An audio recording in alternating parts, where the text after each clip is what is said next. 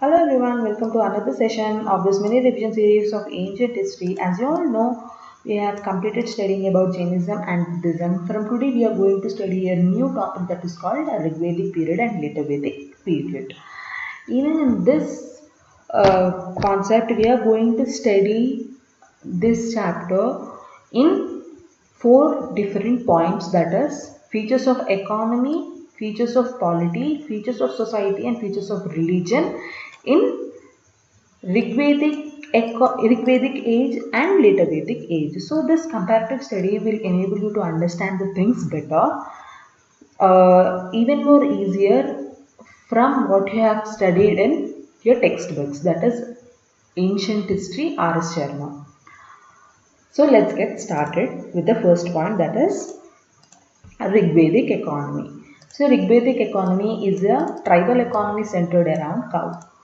It has awareness about agriculture. It just has awareness about agriculture. Please do mind this point and remember this point. It is very important because you will see a gradual change from this cow-centered economy to agricultural economy. So this change is a major change from Rigvedic economy to later Vedic economy. So the third point is there was absence of trade and commerce. Due to the absence of trade and commerce, there was also absence of currency. There was no need of currency, so they did not have currency. Art and crafts were also not so sophisticated. They just had two different types of pottery, that is PGW and redware. Then, when you come here studying about the features of later Vedic economy, you will see a birth of agricultural economy. It started agriculture economy. So, this shift to agricultural economy became a source of income for many people. This source of income has increased purchasing power in people, which is very obvious. And in turn it has increased demand and supply. This is also very obvious thing. If purchasing power increase, there will be increase in purchase and demand. So due to this demand and supply, trade and commerce was prevalent in later Vedic economy. Because the purchasing power and money in the society, there is diversification of arts and crafts. So this is how the economy has changed from cow-centered economy to agricultural economy. So you have to get it out. What was the reason for this change? The answer for this question is nothing but iron revolution in 1000 BC. Due to the iron revolution, due to the discovery of iron, it became easier for agriculturalists to grow the crops with using iron technology, that is by plowshares and many other accessories of agriculture. So this was the reason for the change in Rigvedic economy to later Vedic economy, that is cow-centered economy to agricultural economy. Then we are moving to the features of polity of Rigvedic and later Vedic age. It is a tribal-based polity. King is one among equals. Here king does not have any special status. He is just one among all, but he is to take care of his people. There was absence of advanced administration. There was no need or no potential for that society to have the advanced administration. Administration through assemblies used to take place. There were Sabha and Samiti. So these were the assemblies of the Rigvedic economy. They used to administer through this assemblies only. There was absence of taxation. However, voluntary gifts were prevalent. These voluntary gifts are nothing but bali. Absence of standing army. There was no standing army in this economy. Now let's see the features of later Vedic polity. It is a stable state which is called Janpada. There was increase in status of king. The beginning of advanced administration. See, there was requirement as well as potential. Due to the increase in the people, there were requirement and potential also to administer. So this was the reason a beginning of advanced administration took place in later Vedic polity. Administration was through parishads.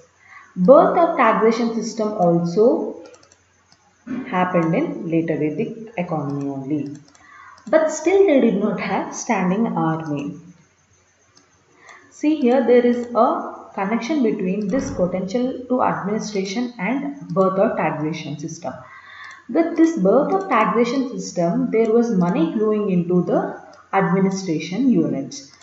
This was nothing but the having potential. Potential is nothing but manpower as well as money. So this taxation system has given rise to money power in administration. So that was one thing you have to understand. Tribal assemblies lost relevance and came to an end. However, Sabha and Samiti were still prevalent. So here ends the topic about features of polity in Rigvedic as well as later Vedic age. Now we are studying about features of society. So a Rigvedic society is a tribal society with kinship same as family. Only same family people were there in one group. In later Vedic, in Rigvedic society, marriage institutions were primitive. Polygamy, polyandry were prevalent. That means one husband used to have many wives and many wives used to have one husband, or like this. They used to have polyandry and polygamy. Women were given important place. Though it was a polygamy and polyandry system, women were given much priority. Social division based on color and wars was prevalent. Like you can see, Aryans, outside people were called as white people or designated as white people. Dasas or Dasyus, which were indigenous people, had a darker skin. And these two terms were mentioned in Rig Veda. So, moving to the features of later Vedic society, birth of Varna system happened based on duties. Varna exogamy was prevalent. That means though Varna system was started based on the duties, there used to be Varna exogamy. Means these Varna people used to marry other Varna people. When you find it in later stages, this was not prevalent. Only one Varna people used to marry only in that Varna only. But this is not in the case of later Vedic society in the starting stage. So caste determined the birth.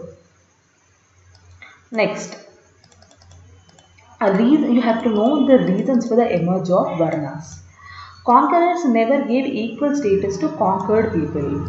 Agri economy gave birth to working class Shudras, upper class Brahmins and Kshatriyas.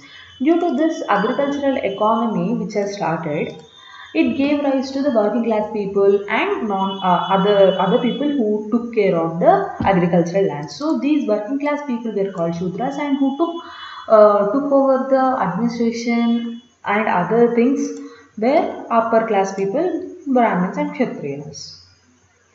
So this was the reason for the emergence of Varnas. Patriarchal society. Right on kingdom to the eldest son, however father can inherit the son. So only a son can inherit the family. So it was a patriarchal society. Marriages according Gotra system used to happen. Status of woman has gradually degraded in later Vedic society. There was ashrama system. There are four ashramas in Vedic Dharma. So ashrama system was prevalent in later Vedic age. Sannyasashram in Jalabha Upanishad is only the proof that there was ashrama system prevalent in later Vedic age. So by this we are ending today's topic, that we have studied about features of economy, features of polity and features of society of Rigvedic and later Vedic ages. Tomorrow we will be studying about the features of religion of Rigvedic and later Vedic age. Then we are going to study about some of important facts that come from these topics in prelims point of view. We are going to mainly study about Vedas and Upanishads. By this, we'll end this topic and we'll move to Mahajanpadas. Thank you for listening till now. Thank you so much. One more thing I have to tell you is about the Vice test series. Please WhatsApp to 7200681675 for the test series, and also go through all the playlists that are being given for free in YouTube channel of Vaish IAS. Please go and check all the playlists, that may really help you. Thanks for listening. Bye.